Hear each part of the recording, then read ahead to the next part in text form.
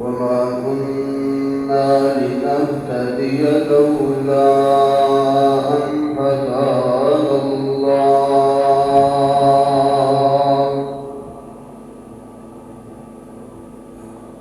شهادة أن لا إله إلا الله وحده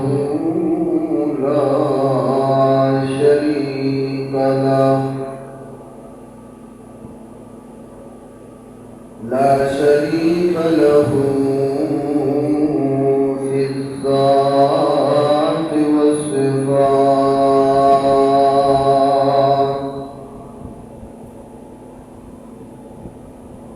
والصلاة والسلام على من أرسل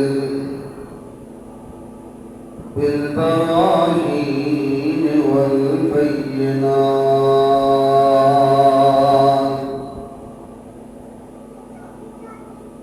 وعلى آله وأصحابه وأهل بيته الطيبين الطاهرات.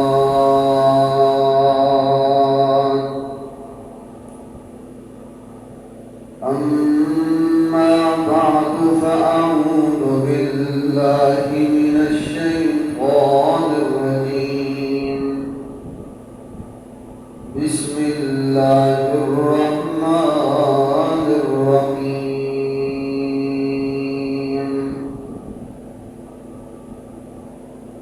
إن الله اشترى من المؤمنين أنفسهم وأموالهم بأن لهم الجنة يقاتلون في سبيل الله فيقتلون ويقتلون. وقال تعالى في مقام آخر: محمد رسول الله والذين معه أشداء على الكفار رحماء بينهم تراهم ركعا سجدا.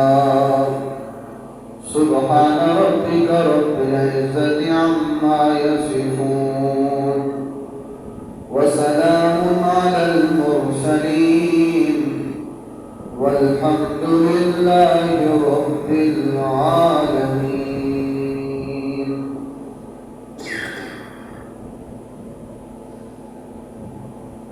انتہائی واجب الاحترام بزرگوں اور دوستوں، اللہ رب العزت کے اس گھر کے اندر دعا اور التجا ہے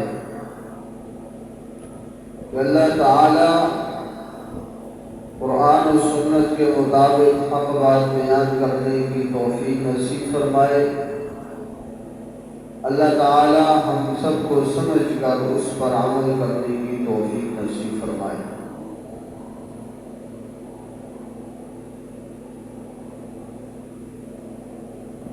اسلامی تاریخ کے اعتبار سے آج سال کا پہلا دن ہے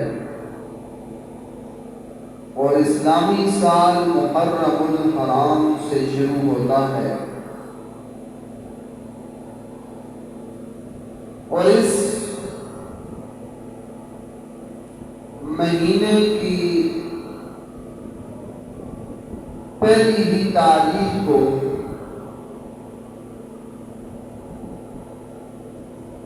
خلیفہ ثانی حضرت عمر رضی اللہ تعالی عنہ کی شہادت کا دن ہے اور اس مناسبت سے انہی کے متعلق چند باتیں عرض کی جائیں گی۔ حضرت عمر رضی اللہ تعالی عنہ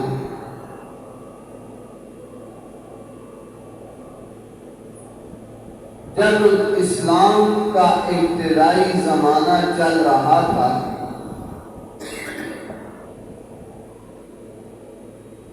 اور لوگ اسلام میں آہستہ آہستہ داخل ہو رہے تھے، داخل ہونے کے ساتھ ساتھ پھر اسلام کو تقویت آہستہ آہستہ مل رہی تھی۔ 39 کے لگ بھگ آدمی اسلام میں داخل ہو چکے تھے، تو اس وقت اللہ کے نبی صلی اللہ علیہ وسلم نے ایک دعا فرمائی تھی، اور ان اسلام لانے والوں میں حضرت ابو بکر رضی اللہ تعالیٰ عنہ بھی شامل، حضرت عثمان غنی رضی اللہ عنہ بھی شامل، حضرت علی رضی اللہ عنہ بھی شامل، اسی طرح حضرت حمزہ رضی اللہ عنہ بھی شامل۔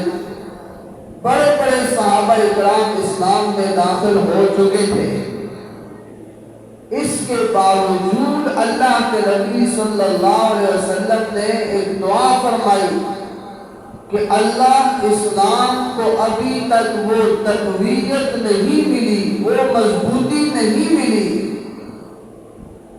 جو اسلام کو ملنی چاہیے تھی۔ تو اللہ کے نبی صلی اللہ علیہ وسلم نے ہاتھ اٹھائے، فرمایا اللہم اعز الاسلام بعمرین عن عمر بن الخطاب او عمر بن الحشام،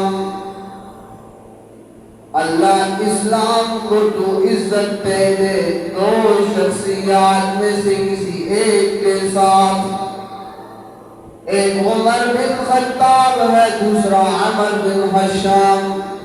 عمر بن حشام ابو جہل کا نام تھا۔ یہ دونوں مکہ کے اندر مضبوط آدمی کہلائے جاتے تھے، مضبوط بہادر لیڈر۔ اللہ کے نبی صلی اللہ علیہ وسلم نے دعا فرمائی دونوں میں سے کوئی ایک اسلام میں داخل ہو جائے، اسلام کو عزت مل جائے، اسلام کو رونق مل جائے، اسلام کو تقویت مل جائے، اسلام مضبوط ہو کر سامنے آ جائے۔ جب دونوں کے حق میں دعا کی کہ کسی ایک کے حق میں قبول ہو جائے، اللہ نے یہ دعا حضرت عمر رضی اللہ عنہ کے حق میں قبول فرما دی، اور حضرت عمر رضی اللہ تعالیٰ عنہ گھر سے نکلے اللہ کے نبی صلی اللہ علیہ وسلم کو قتل کرنے کے ارادے سے۔ اللہ نے راستے میں ایسا دل پلٹا کہ اسلام قبول کر گئے۔ اب ان کا اسلام لانے کے ایک دو واقعات ہیں، وہ تفصیل طلب ہے، لیکن وہ انشاءاللہ میں کسی موقع پر تفصیل کے ساتھ بیان کروں گا۔ ابھی وقت کام ہے، اگر میں ایک واقعہ لوں گا تو ساری بات یہ رہ جائے گی۔ بہرحال اسلام قبول کر دیا۔ اب اسلام قبول کرنے کے ساتھ کہیں پر بھی کفار کا زور نہ رہا، سارے کا سارا زور ٹوٹ گیا۔ جو مسلمان چھپ کر عبادت کیا کرتے تھے اس وقت حلال اعلان اللہ کی توحید کا نعرہ لگانے والے بن گئے۔ کوئی بھی چھپ کر عبادت نہیں کرتا تھا، سارے مسلمان ظاہری طور پر عبادت کرنے لگے، اور بیت اللہ میں جو عبادت کی جانی تھی اس سے منع کیا جا رہا تھا۔ حضرت عمر رضی اللہ تعالیٰ عنہ کے اسلام لانے کے ساتھ بیت اللہ کے سامنے بھی اللہ کے نبی عبادت کرنے لگ گئے، صحابہ اکرام بھی عبادت میں مگن ہو گئے، اور حضرت عمر رضی اللہ تعالیٰ عنہ جذبے کے ساتھ کھڑے ہو گئے۔ ہے کوئی اپنی بیویوں کو بیوہ کروانے والا، ہے کوئی اپنی اولاد کو یتیم کروانے والا، جب عمر اسلام میں داخل ہو گیا ہے تو کسی مسلمان کی عبادت چھپ کر نہیں ہوگی، اعلان ہوگی، اور کفار کے اوپر ایک روب طاری تھا، اس بات کا روب آ گیا اور وہ کمزور پڑ گئے اس بات سے۔ اور حضرت عمر رضی اللہ تعالیٰ عنہ ہر موقع پر اللہ کے نبی صلی اللہ علیہ وسلم کے شانہ پہ شانہ کھڑے ہو گئے۔ کوئی موقع ایسا نہیں آیا کہ آپ نے کسی موقع پہ لچک دکھلائی ہو، کمزوری دکھلائی ہو، بلکہ اٹل فیصلہ کیا ہے اور سخت فیصلے کیے تھے، اور فیصلے ایسے ایسے کیے، کئی مقام ایسے آئے ہیں کہ جو بات حضرت عمر رضی اللہ تعالیٰ عنہ نے نبی علیہ السلام کے سامنے گزارش پیش کی، اللہ نے قرآن بنا کر نازل کر دیا، اتنی ان کی رائے کی اہمیت اللہ نے کی۔ اور مدینہ میں سب سے پہلے جس شخصیت نے نبی علیہ السلام سے التجا کی کہ اللہ کا رسول میرا دل چاہتا ہے کہ یہ شراب کے بارے میں اللہ کوئی فیصلہ فرما دے تاکہ یہ لوگ شراب پینی چھوڑ دیں۔ اس وقت تک شراب حلال تھی اور شراب ہر ایک آدمی پیتا تھا۔ جب ایک چیز ماحول میں عروج پا جائے تو اس کو ایک دم چھوڑنا مشکل ہوتا ہے، تو اللہ نے حکمت کے ساتھ رفتہ رفتہ 4 مرتبہ ایسی باتیں نازل کی کہ آخر میں جا کر اللہ نے شراب کو حرام قرار دے دیا، اور رائے حضرت عمر رضی اللہ تعالیٰ عنہ کی پیش کی گئی تھی۔ اسی طرح جب بدر کے اندر بڑے بڑے 70 کافر مارے گئے اور 70 گرفتار ہوئے، گرفتار کر کے جب مدینہ منورہ میں لائے گئے تو رائے لی گئی صحابہ اکرام سے کہ ان قیدیوں کے بارے میں کیا رائے ہے، کیا کیا جائے۔ حضرت ابوبکر صدیق رضی اللہ تعالیٰ عنہ فرماتی ہیں ہو سکتا ہے کہ انہی میں سے کل کوئی اسلام قبول کر لے، آپ ان سے مال لے کر کے ان کو آزاد کر دو، قیدیوں کو چھوڑ دیا جائے۔ دوسرے صحابی نے دوسری رائے دی، تیسرے نے تیسری رائے دی۔ جب حضرت عمر رضی اللہ تعالیٰ عنہ کی باری آئی، کہنے لگے یہ کل بھی ہمارے دشمن تھے، آج بھی ہمارے دشمن ہیں، آنے والے کل میں بھی ہمارے دشمن ہوں گے، اور ان کے اندر جس کا جو بھی رشتہ دار ہے اس کے حوالے کیا جائے، اور وہ رشتہ دار اپنے رشتہ دار کو خود قتل کرے۔ کوئی گنجائش نہیں ہے کہ ان کو چھوڑ دیا جائے۔ ان ظالموں نے، ان کافروں نے اسلام کے خلاف بڑا کارنامہ انجام دیا ہے۔ اللہ کے نبی صلی اللہ علیہ وسلم نے ابو بکر صدیق رضی اللہ عنہ کی رائے کو لے لیا کہ فدیہ لے کر کے ان کو چھوڑ دیا جائے۔ اللہ نے آسمان سے قرآن نازل فرمایا، ما کان لنبی ان یکون له اسری حتی یسخن فی الارض تریدون عرض الدنیا تریدون عرض الحیات الدنیا، فرمایا کہ تم مال کے بدلے میں لوگوں کو چھوڑ رہے ہو، حالانکہ رائے کو اہمیت کی حامل تھی جو فاروق اعظم نے پیش کی تھی، یعنی ان کو قتل کر دیتے، ان کو نہ چھوڑتے، سخت رائے تھی، اور اللہ نے آسمان سے اس کی موافقت دے دی۔ حضرت عمر رضی اللہ تعالیٰ عنہ، اللہ کے نبی صلی اللہ علیہ وسلم فرماتے ہیں کہ جب یہ رائے عمر نے دی، اللہ نے تنبیہ فرما دی۔ اللہ کے نبی صلی اللہ علیہ وسلم نے فرمایا اس فیصلے پر اللہ کو اتنا جلال آیا ہے کہ اللہ کا عذاب آسمان سے نازل ہونے والا تھا، اللہ نے اس کو ڈال دیا، اور فرمایا کہ اگر وہ عذاب نازل ہو جاتا تو فاروق اعظم کے علاوہ کوئی بھی اس عذاب سے نہیں بچ سکتا تھا۔ اور فاروق اعظم رضی اللہ عنہ کے بارے میں اللہ کے نبی صلی اللہ علیہ وسلم کی زبان مبارک سے جملہ نکالا، لو کان بعدی نبی لکان عمر، میرے بعد اگر نبوت کا دروازہ کھلا ہوتا تو وہ نبوت عمر کے سر پہ سجائی جاتی۔ یہ الگ بات ہے کہ میں آخری نبی بن کے آؤں، میرے بعد کوئی نبی نہیں آئے گا، اگر کسی نبی نے آنا ہوتا تو فاروق اعظم نبوت کا تاج لے کر کے آ جاتا۔ اتنی اہمیت اور اتنی فضیلت والی بات ہے۔ اور پھر اسی طرح اللہ کے نبی صلی اللہ علیہ وسلم نے خواب کی حالت میں ایک محل دیکھا جنت میں، جس کے اوپر نام حضرت عمر رضی اللہ عنہ کا لکھا ہوا ہے۔ بیدار ہوئے، حضرت عمر رضی اللہ تعالیٰ عنہ کے سامنے وہ خواب بیان فرمایا کہ خواب کے اندر اللہ نے مجھے تیرے نام کا محل دکھلایا ہے، اور اس محل کے باہر جب میں نے دیکھا کہ فاروق اعظم کا نام لکھا ہوا ہے تو میں اس محل میں داخل ہوتے ہوتے رک گیا کہ محل عمر کا ہو اور پیغمبر بغیر اجازت کے اس میں داخل ہو جائے، یہ نہیں ہو سکتا۔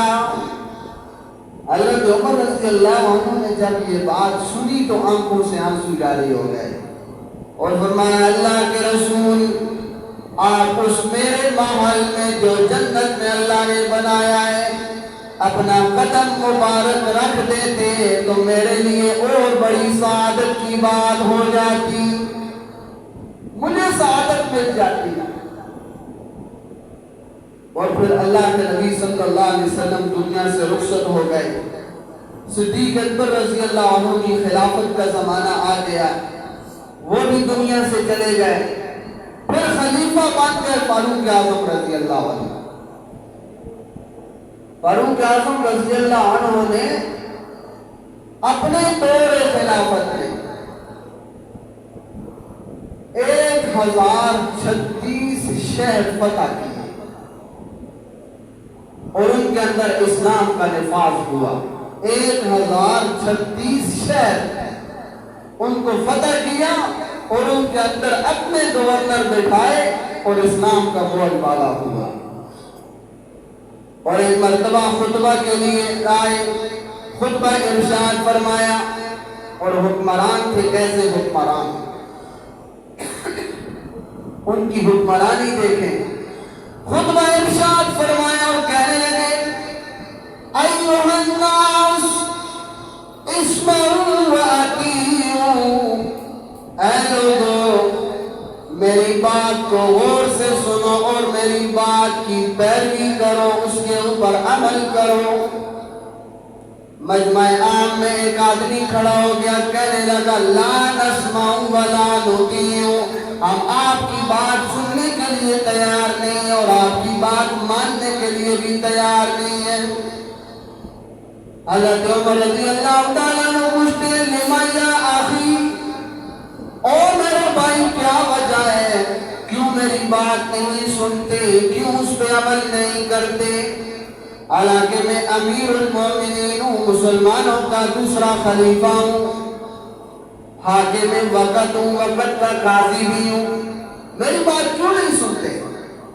وہ آدمی کہنے لگا، کل جو آپ نے بیت المال میں کپڑا تقسیم کیا ہے، ہر ایک آدمی کو 2 گز کپڑا آپ نے دیا، اور آپ کے جسم پر جو کرتا ہے یہ 2 گز کا نہیں بن سکتا، اگر آپ نے زیادہ کپڑا لیا ہے تو کیوں لیا ہے، پہلے اس کا حساب دو۔ وقت کا حکمران ہے، امیر المومنین ہے، اور ایک آدمی اس کی رعایا میں کھڑے ہو کر کہتا ہے، جسم پر جو لباس پہنا ہے اس کا حساب دے، باقی باتیں تو بعد میں۔ حضرت عمر رضی اللہ تعالیٰ عنہ مسکرا دیے، فرمانے لگے کہ اس چیز کا جواب میرا بیٹا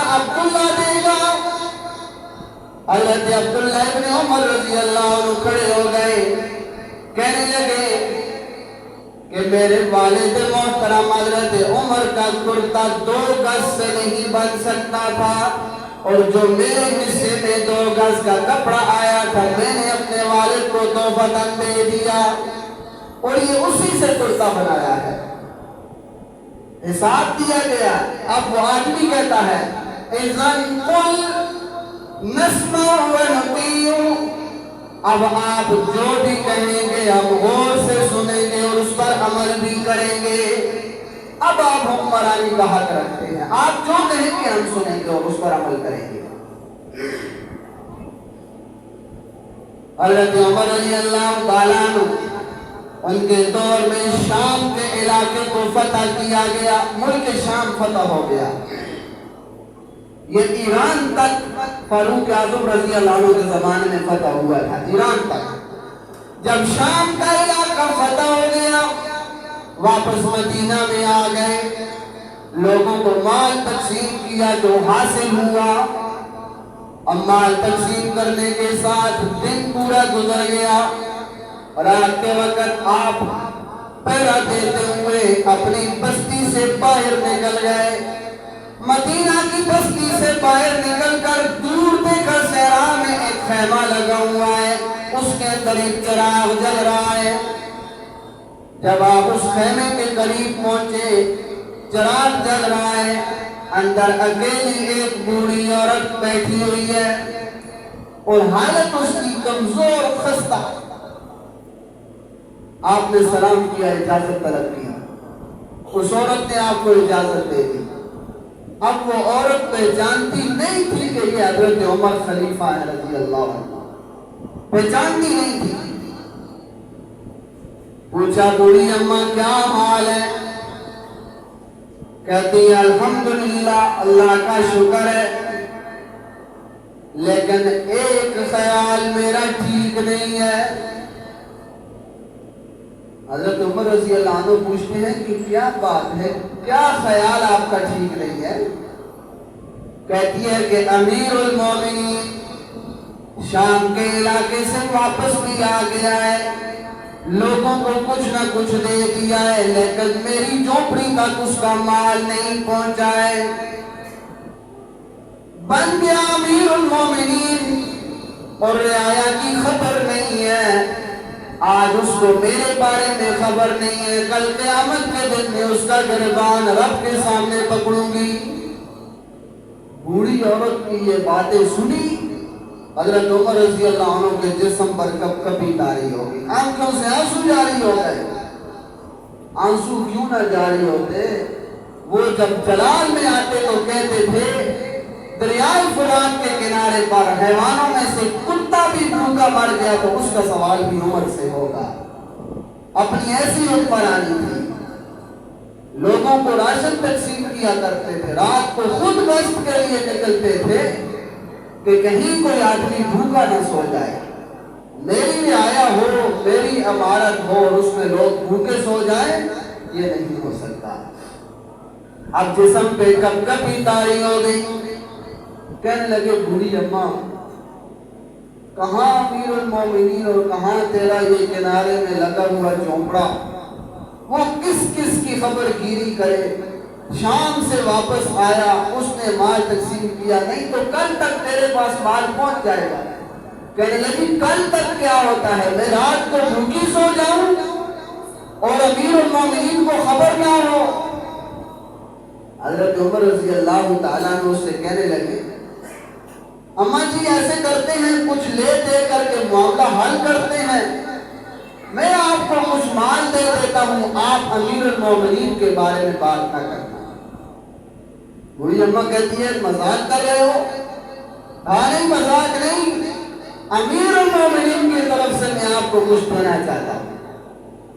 وہاں پر جو معاملہ طے ہوا وہ 25 دینار پہ طے ہوا کہ 25 دینار دے دو، میرا گزر بسر ہو جائے گا، میں امیر المومنین کے بارے میں شکایت نہیں کروں گی۔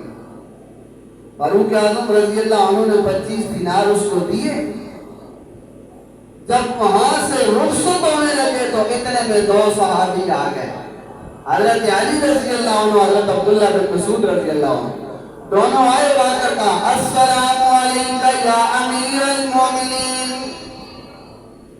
امیر المومنین السلام علیکم۔ امیر المومنین کے کلمات سننے کی دیر تھی، بوڑھی اماں پر لرزہ طاری ہو گیا کہ جس کے بارے میں نے اتنی باتیں کی ہیں وہی امیر المومنین ہے، اور میں نے کیا کیا کہہ دیا۔ حضرت عمر رضی اللہ تعالیٰ عنہ نے اس وقت کے حساب سے ایک چمڑے کا ٹکڑا نکالا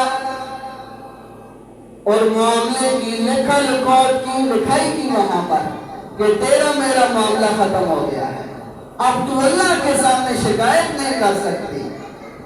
اور گواہی کے طور پر حضرت علی رضی اللہ عنہ، حضرت عبداللہ بن مسعود رضی اللہ عنہ پیش ہو گئے، کہا کہ یاد رکھنا اس بوڑھی اماں کا معاملہ میں نے دنیا میں حل کر دیا ہے، کل یہ میری شکایت اللہ کے سامنے نہیں کر سکتی۔ جب اتنی بات ہوئی تو بوڑھی اماں نے کہا جا اللہ تجھے آباد کرے، اصل امیر المومنین واقعی تو ہے اور اس کا حقدار بھی تو ہی ہے، جو لوگوں کی خبر بھی نہیں کرتا ہے۔ اور زندگی کے آخری ایام میں آپ حج کر کے جب واپس گئے مدینہ تو لوگوں سے الگ ہو کر ایک دعا کیا کرتے تھے، اور اس دعا کے اندر اللہم ارزقنی شہادتا فی سبیلک، اللہم ارزقنی شہادتا فی سبیلک وجعل موتی فی بلد نبیک، اللہ مجھے اپنے راستے میں شہادت کی موت عطا کر دے اور موت بھی اپنے پیغمبر کے شہر میں عطا کر دے۔ جو آدمی یہ بات سنتا تھا حیران ہوتا تھا کہ امن والا شہر مدینہ اور وہاں پر ان کی شہادت کی موت کیسے ہوگی۔ تو یہی ذی الحجہ کی 27 تاریخ کو، ذی الحجہ کی 27 تاریخ کو صبح کی نماز میں آگ کے اوپر ایک مجوسی آدمی نے خنجر کے وار سے حملہ کیا۔ آپ نماز کی حالت میں تھے، جماعت ہو رہی ہے، آپ نماز پڑھا رہے تھے، آپ کے پیٹ میں اس مجوسی ابو لؤلؤ فیروز مجوسی اس نے حملہ کیا، آپ سخت زخمی ہو گئے اور گر گئے، اور اسی گرنے کی حالت میں آپ نے عبد الرحمن بن عوف رضی اللہ عنہ کو آگے کیا اور کہا پہلے نماز مکمل کرو، بعد میں میرا خیال دیکھ لینا۔ نماز مکمل کی گئی، بعد میں آپ کو گھر منتقل کیا گیا، اور 3 سے 4 دن آپ زندہ رہے۔ اللہ نے یکم محرم کو آپ کو شہادت کے درجے پر فائز کر دیا، اور جب شہادت کا وقت قریب تھا، آپ کا سر آپ کے بیٹے کی گود میں زمین پر لٹایا ہوا ہے، تو کہنے لگے میرا سر گود سے اتار کر زمین پر رکھ دو، اس پہ مٹی لگ جائے، شاید کہ میرے اللہ کو میرا سر مٹی والا دیکھ کر رحم آ جائے اور اللہ مجھے معاف فرما دے۔ ایسے ایسے حکمران اللہ نے دنیا میں عطا کیے تھے۔ یہ محرم الحرام سال کا پہلا دن ہے، اسلامی سال کا، اور پہلے ہی دن خلیفہ ثانی حضرت فاروق اعظم رضی اللہ عنہ کی شہادت کا دن ہے، اور اللہ تعالیٰ سے دعا ہے اللہ ہمیں ان صحابہ اکرام کے نقش قدم پر چلنے کی توفیق نصیب فرمائے۔ وما علینا الا